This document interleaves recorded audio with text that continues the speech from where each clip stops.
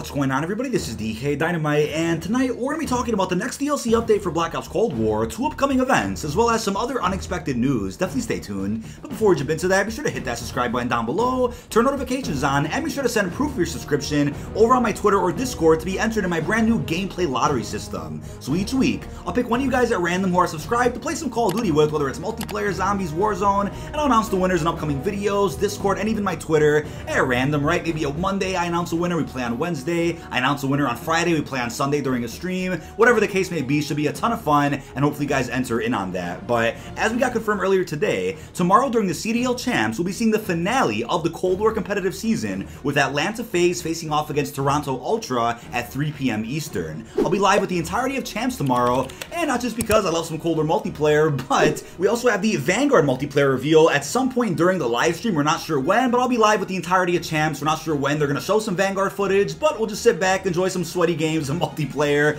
as we close off the Cold War competitive season, and then I'll break down whatever is shown in regards to the next Call of Duty. But expect that stream to be scheduled on my channel in the next few hours. Hope to see you guys there tomorrow. But in terms of a new update in Black Ops Cold War, Treyarch did confirm the following updates to the featured playlist. We have Slums 24/7, Face Off Showroom 24/7, great map, Gunfight 3v3 Snipers Only, a brand new gunfight tournament, Nuketown 24/7 replacing Nuke Jacked, and Double Agent continuing as Season 5's newest game mode. We also have the return of 12v12 in the featured playlist. It was always available in quick play, but they've now added 8 more maps to the rotation of 12v12. Those maps are Pines, Cartel, Checkmate, Moscow, Satellites, Collateral Strike, Echelon, and even Slums. Bit of a hectic playlist there, but I'm glad they're adding more maps to it for those that were a fan of that. We also have a hotfix finally for the Marshall pistols, since for whatever reason, if you got Dragon's Breath, it only worked on a single Marshall, not dual wield, so they went and fixed that yesterday at about 10 a.m. with a quick hotfix, and that's great. They're not quite the Marshalls from Black Ops 3, but I'm sure they'll be buffed later in the future updates for Season 6 and whatnot. I'm sure they'll make it a lot better for both multiplayer and zombies. It's not quite the meta right now, but it's also more of like the Rangers from Modern Warfare 2 multiplayer, not really Marshall pistols we remember from years ago. It's a bit strange, but the bundle that came with the Marshalls does have a charm of the classic Marshall from Black Ops 3, which is fairly ironic. But let me know how you're liking the Marshalls down below in the comments. You'll be seeing some more gameplay of these on my channel in a future video, of course. We also have a new gunfight tournament, as I mentioned, with the following reward, and we are getting there. I will point this out. We are getting closer to an actual animated reward for beating one of the gunfight tournaments. I get it, right? Some of these brackets are very sweaty in gunfight. I've definitely been through quite a few myself, and some of the rewards for these tournaments just aren't really worth it. I mean, we ended up getting an animated blueprint for an Onslaught challenge last season. That's PlayStation exclusive, so I'm hoping we get something like that, at least if it's animated, not even reactive, for beating a gunfight tournament. We have the Irradiator Tundra blueprint, which does seem animated at first, but it's not, and it would probably glow in the dark if we got a chance to test that out. But there are some zombie skeletons on this blueprint. It's not too bad looking, but I'm not much of a sniper myself, so maybe you're more interested in this than I am if you guys do like the Tundra here in Black Ops Cold War. But most importantly now, not much is left on the roadmap for Season 5, which is kind of a first, at least for this game, because usually a roadmap comes out and a lot of content on it is listed for in-season, whether that means Reloaded or sometime after that. But with Season 5, a lot of content, or nearly all of it I should say, is already released during launch week, or at least the first 2 weeks of the season. So taking a look at what's actually left now, we have Demolition in multiplayer, Drive-In, Zoo, the mode Clash for Warzone, Striker and Hudson Operators, and then some other bundles along with the mid-season Numbers event. And we also got some strange confirmation about a week and a half ago that Drive-In isn't coming during the mid-season update. It's actually coming in the next week or so. And that's really surprising to me. You would think they would save both Drive-In and Zoo for Season 5 Reloaded to give us a real Black Ops-centric mid-season update. You know, some fan favorite maps from BO1 that are remastered. But Drive-In's coming sooner than expected. And also looking at the Marshall, right, the fact that it released somewhat broken, it almost seems like that should have also been saved for a mid-season update. So here's what's going on, all right?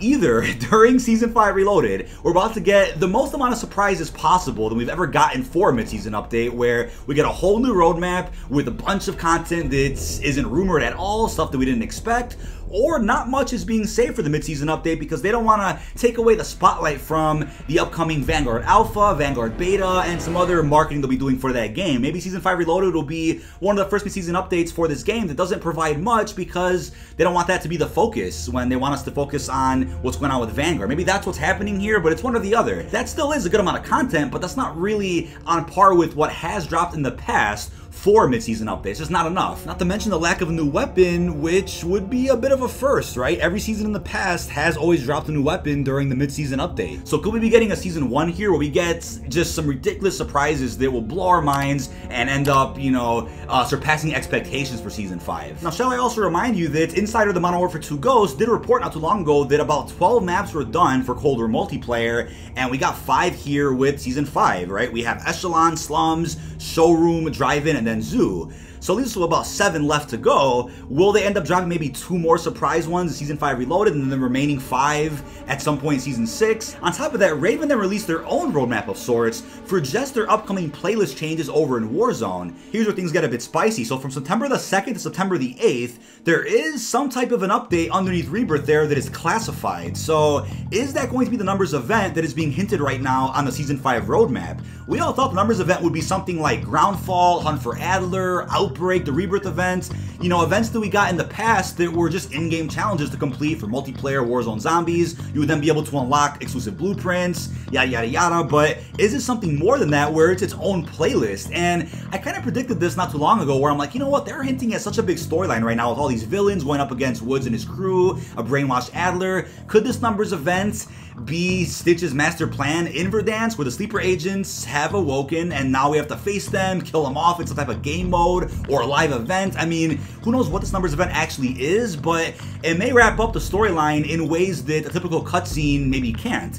So this is cool, right? You know, an interactive event of sorts to kind of wrap up this game's life cycle, wrap up the game's season. There is a big storyline being told here, which I almost feel like can't really be resolved in just, you know, 1 or 2 more cutscenes. We have something on the table here with the Numbers event which can really blow our minds with what's going on with Stitch and his master plan. Now bear in mind, if Season 5 Reloaded drops that week with the Numbers event, then that would mean September the 2nd, which is a Thursday, is the release of the mid-season update. That's typically when major updates go live for Black Ops Cold War and Warzone. So you could say the Numbers playlist would be in the spotlight from September the 2nd to September the 8th, and that all lines up because September the 10th, which is a Friday, is the supposed start of the beta for Call of Duty Vanguard. So the schedule I just described seems perfect for both Cold War and Vanguard. Let me know how you feel about that down below in the comments, but that all pans out. It works perfectly. And speaking of a good schedule here, we're going to get to just how Season 6 of Cold War will tie into Season 1 of Vanguard perfectly in the next couple of minutes. But I think even more importantly than that, we do have some very spicy information from a very curious George in the community, which is that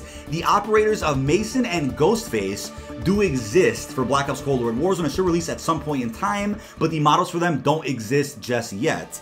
So if that's the case, then Reloaded is going to bring us, of course, Hudson and Stryker left on the roadmap, but Mason and Ghostface, that could definitely be content for Season 6. I mean, I said this before, right? It wouldn't be a Black Ops game without Mason, right? I mean, Black Ops 3 and 4 want to know your location. At least Mason was in Blackout, but I'd be shocked if Activision didn't double down on a classic character like Mason, drop them in, you know, a roadmap or a bundle. Of course they're going to be doing that. So, without a doubt, Season 6 is going to bring us Mason and the character of Ghostface from the Scream movies. So, I think this is going to try to one-up the Haunting of Verdansk event from last year, which brought us Jigsaw. I'm a massive Saw fan, by the way, so that was a great event. It was a fun little LTM in Warzone as well with the Haunting of Verdansk Zombies mode. It was great, so it looks like in Season 6, we have some crazy surprises coming our way with Season 6 of Cold War, a Halloween event that's going to span across all modes, and I think looking at the recent blog post as well, it does mention that the Vanguard Zombies reveal will be at some point during the Hallows Eve event, so that's probably going to be the name of the Haunting of Verdansk Part 2, however you want to call it. So I'll have a separate video in the next few days talking about just Call of Duty Vanguard Zombies, what we know so far. At least we know that, yeah, Treyarch is going to lead the project this year, but that means Treyarch's going to be hard at work with polishing DLC 4 for Cold War and then jumping right into the hype train for Vanguard Zombies, which is going to launch probably about a month after DLC 4. So we get back-to-back round-based experiences from Treyarch in the next few weeks. I mean, that's great to hear about. Now, I quickly wanted to give my 2 cents on the brand new Double Agent LTM, which to me is fantastic. I'm definitely addicted to it. It has been my favorite LTM that Treyarch's ever done. They've done some very solid LTMs in the past for Black Ops 3, 4, and of course Cold War, but Double Agent just hits different. I mean, I know Among Us isn't as popular anymore, but it kind of revitalizes that energy with how the mode works. It's a very similar functioning mode, and I saw that some Among Us content creators did give it a shot, which to me is great. I mean, expanding the Call of Duty audience even further. I know Fortnite came out with their own version of Among Us a couple of days ago, or announced it at least. But hey, I mean, even though the trend kind of died down a little bit when Among Us kind of faded away, I still think it's cool to see at least Call of Duty give it a spin. And it worked out great. I mean, I have a live stream planned probably on a Wednesday coming up before the Vanguard beta at least, where we'll team up with other content creators, the voice actors, Damon who does Woods, MJ who does Stitch. Gonna put together a really nice team and do probably some big custom games, Double Agent on stream. Should be a ton of fun. I want to give this mode even more attention than it's already gotten. It got its own trailer the other day, which you guys probably saw, but you know what? This mode just has to stay in the game. I want to give it some more attention before the end of Season 5, and hopefully they keep the mode, at least in custom games, if they're not going to go ahead and keep it in the public matchmaking. What's weird is that you can actually play on Echelon in custom games, but you can't in your public matchmaking. Not sure why that is, but in the next week or two, whenever Drive-In comes out, they'll end up adding in more maps to Double Agent, and I get it. It takes some playtesting. They can't just add every map they want for the mode, and that's the thing, right? People could ruin your experience. I get it. It works like that in Among Us as well, where people out there may not play by the rules, they'll sweat, or they'll kill you for no reason.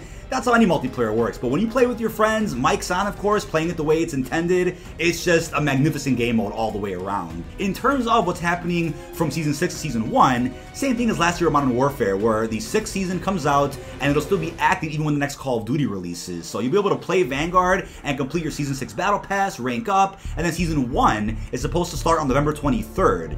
Of 2021. That's going to be with the brand new Vanguard Warzone map, the new anti-cheat. So at that point, again, it's going to be a massive day on November the 23rd. Like I said before, right, there is a lot that's going to be happening back to back to back in September, October, and then of course the launch of Vanguard on November the 5th. So much is going on, and it's crazy to keep up with, but hopefully you guys are enjoying the coverage, trying the best that I can to balance Cold War and then some Vanguard. I'm just blessed to stay busy, right? But my co-host Fajardi just came back from vacation, so the podcast should be resuming immediately. Bombcast, of course, every Friday. But that so happens to lead me into another topic real quick, which is that I have a lot of streams coming up here on the channel. Tomorrow, CDL Champs, Vanguard multiplayer gameplay. This Wednesday is going to be a campaign walkthrough during Gamescom, so I'll be streaming that as well. And then Friday is supposedly the alpha for Call of Duty Vanguard with the Champion Hill mode. So may not have a podcast on Friday, but we'll get back to that as soon as everything kind of clears up in terms of news, live streams, then we can get back to our normal schedule and whatnot. But as always, keep you guys updated with the latest and greatest Call of Duty news and information. Let me know what you think about this down below in the comments. This has been DK Dynamite. What are your thoughts on the next DLC update for Black Ops Cold War? How do you feel about the two upcoming events, Numbers and Hallows Eve? And also the unexpected news in regards to Ghostface becoming an operator in Call of Duty for the first time. Really hope you've enjoyed, and peace out, everyone.